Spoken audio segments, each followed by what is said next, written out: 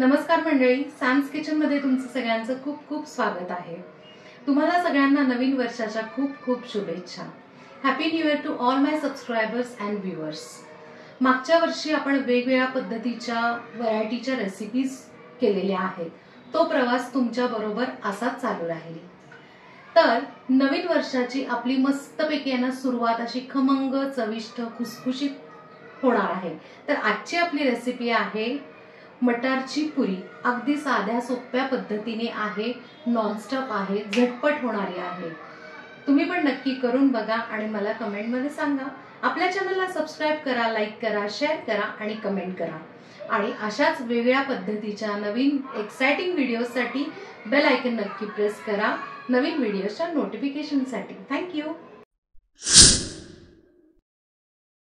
खुसखुशीत मटारची पुरी करण्यासाठी आपण ना मिक्सरचं एक भांडं घेतलंय।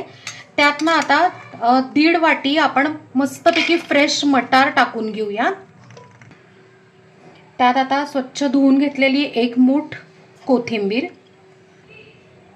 एक मोठा आल्याचा तुकडा असे ना आपण बारीक तुकडे करून घेतलेत, 5-6 कढीपत्त्याची पानं, 7-8 लसणाच्या पाकळ्या, आपण 5 ते 6 आहे ना तिखट मिरच्या घेतलेल्या आहेत। तुम्हाला जेवढं तिखट पाहिजे त्या पद्धतीने तुम्ही कमी जास्त करू शकता।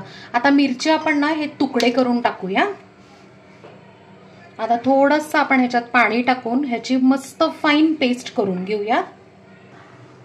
मस्त आपण आहे ना ग्रीन पेस्ट आहे ना छान तयार करून घेतली, एकदम फाईन केलेली आहे। पुऱ्यांचं पीठ भिजवण्यासाठी आपण 3 वाट्या कणिक घेतलेली आहे। त्यात आता अर्धी वाटी मैदा घालून घेऊया, 2 चमचे बारीक रवा,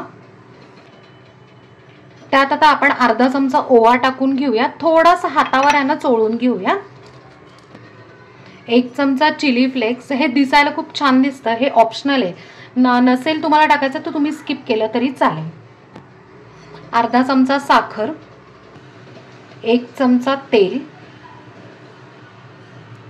चवीप्रमाणे मीठ। आता हे सुकंजिन्नस आपण ना मिक्स करून घेऊया। सुकंजिन्नस मिक्स करून झालेला आहे। आता आपण जी ही ग्रीन कलरची पेस्ट केली होती ती सगळी ह्याच्यात टाकून घेऊया। आता आपण काय करूया की ही पेस्ट ह्याच्यात मिक्स करून घट्ट कणिक भिजवून घेऊया। आता बऱ्याच वेळा काय होतं की पेस्ट थोडीशी आपली आहे ना ओलसर असते, सो कणकेची गरज पडू शकते, म्हणजे गव्हाच्या पिठाची। तर त्या पद्धतीने आपण त्यात जसं पाहिजे तसं आपण कणिक घालूयात।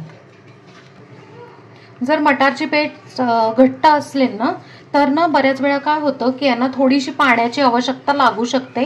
तर त्या पद्धतीने तुम्ही ना 1-2 चमचे पाणी तुम्हाला जसं पाहिजे तसं तुम्ही त्यात टाकू शकता। थोडं घट्ट असं आपण पीठ भिजवून घेतलंय। आता त्याच्यावरनं थोडंसं तेल टाकायचं आणि ते ग्रीस करून घेऊयात, परत एकदा मळून घेऊया। तेल ग्रीस करून झाल्यावर ना काय करायचंय की झाकण ठेवायचंय, बरोबर फक्त 5 मिनिटासाठी ठेवायचंय मुरण्यासाठी। बरोबर 5 मिनिटं झालेले आहेत। आता आपण झाकण काढून काय करूया, परत एकदा ना ही कणिक मळून घेऊया, म्हणजे छान एकसारखी आणि मऊ होते। तुम्ही बघू शकता किंचित त्याला अजून थोडासा घट्टपणा आलेला आहे। आता आपण काय करूयात, पुऱ्या करायला घेऊयात। आपण ना पुरीसाठी अगदी छोटासा गोळा घेतलाय, म्हणजे लिंबापेक्षाही छोटासा, आणि आता आपण मीडियम अशी लाटून घेऊयात, म्हणजे मीडियम थिकनेसची, फारही पातळ नाही फारही जाड नाही। आपण पुरी अशी मस्त लाटून घेतली मीडियम थिकनेसची। आता हा झाला एक प्रकार। आता ही पुरी लाटताना आपल्याला थोडंसं पीठ लागतं, पण तळण्याच्या वेळेला बऱ्याच वेळा काय होतं की पीठ समजा ह्याला राहिलं तर त्यातलं तेल जळू शकतं। आता काय करूयात, आपण दुसरी एक मेथड बघूया।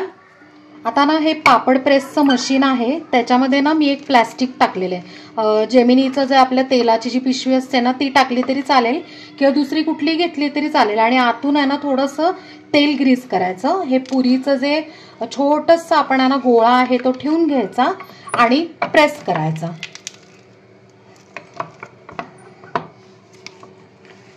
आणि पुरी तयार। आणि बघू शकता की याला पिठाची पण गरज पडत नाही, त्यामुळे तेल जळण्याचा प्रश्न नाही। आणि दुसरी गोष्ट म्हणजे जर पापड प्रेसचं जर मशीन असेल तर आपल्या पुऱ्या एकदम फास्ट होतात। मी तुम्हाला दोन्ही मेथड दाखवले आहेत. तर या पद्धतीने आहे ना तुम्हाला जी इझी वाटेल, कुठली सोपी वाटेल ती पद्धत तुम्ही यूज करू शकता. आता आपण पुरी तळायला घेऊया. पुरी तळण्यासाठी मी एका कढईत तेल गरम करून घेतलेलं आहे. आता आपण पुरी सोडून घेऊयात. आता आपण काय करायचं की कढईने असं थोडंसं तेल त्याच्यावर टाकत जायचं, म्हणजे आपली पुरी जी आहे मस्त टम्म फुगते. तुम्ही बघू शकताय पुरी इतकी छान फुगली आहे. आता आपण उलटून घेऊया. तेल तापलेलं असेल ना की पुऱ्या लगेच तळल्या जातात. आता अगदी 5 ते 6 सेकंद आपण छानपैकी दुसऱ्या साईडनी तळून घेऊया. दुसऱ्या साईडनी चेक करूया. येस, मस्त रंग आलेला आहे आणि छान खमंग पुरी तळली गेली आहे. अशा पद्धतीने आपण बाकी सगळ्या पुऱ्या करून तळून घेऊया. फ्रेंड्स, थंडी स्पेशल मस्त अशी ताज्या मटारची खमंग कुसकुशीत आणि झटपट होणारी पुरी तयार आहे. ही तुम्ही एखाद्या सॉस किंवा लोणचं, चटणी कशाबरोबरही सर्व करू शकता.